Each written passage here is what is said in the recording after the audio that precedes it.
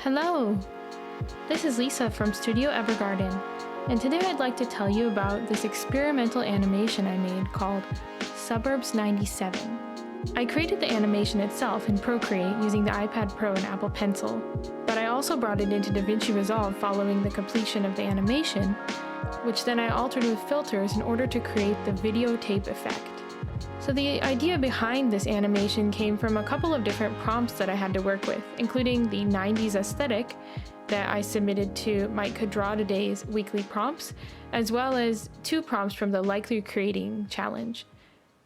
So it all began with the salmon mailbox. This is a photo that was sent to me by Kadazia Allen Perry as part of our Likely Creating challenge. Originally, I had the intent to create the animation featuring an enthused teacher finished with the end of the school year, but once I had the salmon to work with, it completely changed my whole concept around. So growing up in the 90s, I was influenced greatly by a lot of the different kinds of animation available to us on cable television. Some of my greatest influences for this specific project included Doug, Rugrats, and SpongeBob.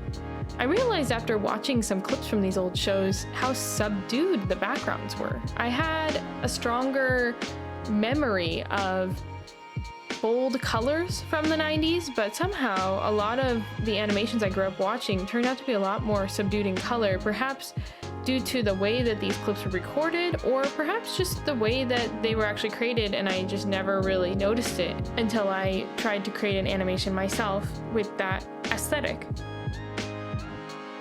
Since I was young, I've always appreciated animation, not only for its entertainment value, but also for its artistry. I've always had the idea in my mind that I'd like to do more and learn more about how to create better animation, so I've been currently teaching myself and learning through the process. Of course, it was interesting as well to try to work with a non-human figure in this situation. Until now, I've mainly been doing short-form illustrated animations, so just an illustration with slight tweaks and animations added to it. But this time, I was really focusing on animating the character itself. And of course, it's a salmon, so that was really fun and different for me. I don't usually draw animals as often as I used to nowadays, so I really enjoyed the challenge of that as well. And another influence that I had for the salmon character itself was this faint memory I have of the mid-90s. And I grew up near Portland, Oregon in the US. And I remember listening to Z100 at some point, and either it was on TV as a commercial or it was part of a radio spot or something. I know I wasn't often allowed to listen to Z100 that often, so it probably wasn't my own parents' car where I heard this spot, but it stuck with me, and it was the Jammin' Salmon dancing to Will Smith's Getting Jiggy With It. I went out and tried to find some photos of the Jammin' Salmon to get an idea of what this character actually looked like. It's basically the mascot for Z100 through the mid-80s to the mid-90s. And I kind of used that as a base to start out with, and then worked from there to incorporate some of the details that we find in the salmon mailbox. And eventually I added the salmon mailbox itself. So basically, I was working on trying to focus on what's most important in this character design. For example, at the beginning, I was using a lot of details to try to incorporate some of the details from the photo. I ended up just trying to simplify things down, which I think is a great exercise for me personally as well.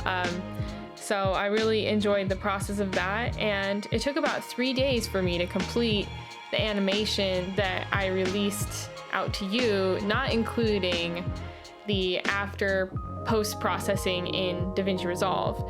I spent a couple of days during the week sketching it out and then coloring, and I definitely think that I could probably improve my workflow on this.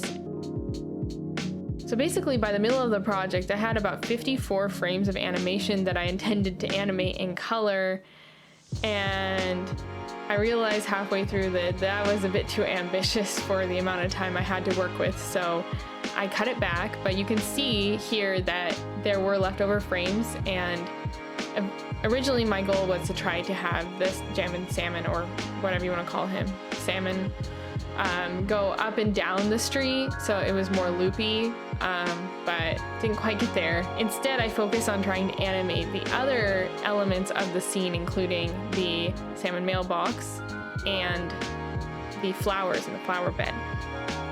This project ended up taking a lot more time than I expected, and that's to be expected when you take on an ambitious project like this. You'd be surprised how much time people will put into things that they put out on the internet that are not even that long.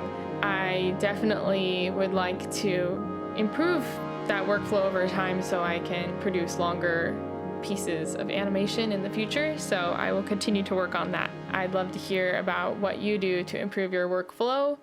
Of course, I am using Procreate, so it's not like the top tier software, but I think it does a great job for what you get. And of course, I can always bring it into the PC later to do some post-processing like I did in DaVinci Resolve. Speaking of DaVinci Resolve, I'm brand new to using it, and I only recently started using it in the past month for my videos. I'm slowly moving over from iMovie, which I've used for the past 10 years on my MacBook, and my current MacBook is starting to show its age, so I've decided to move over to the PC for video related work. But it has been a struggle to get the voiceovers to cooperate with me, so that's why this video, which I intended to release basically the day after I released the original animation, took another 2 weeks because yeah, I don't know, it's been a journey, but basically I can't record within DaVinci Resolve because it garbles my voice. Listen here. Instead, I went with some royalty-free music from the YouTube audio library, as you can see quoted in the description below. So if you know anything about that, let me know, because it's something I'd like to fix so that I can record directly into DaVinci Resolve rather than doing what I'm doing right now, which is recording into Audacity, which is also a free program.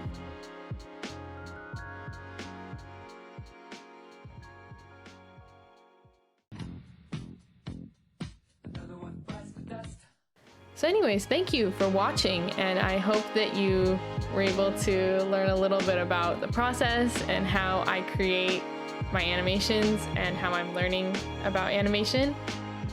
Leave a comment and like and subscribe if you're feeling like it, or don't, up to you. Thank you for watching.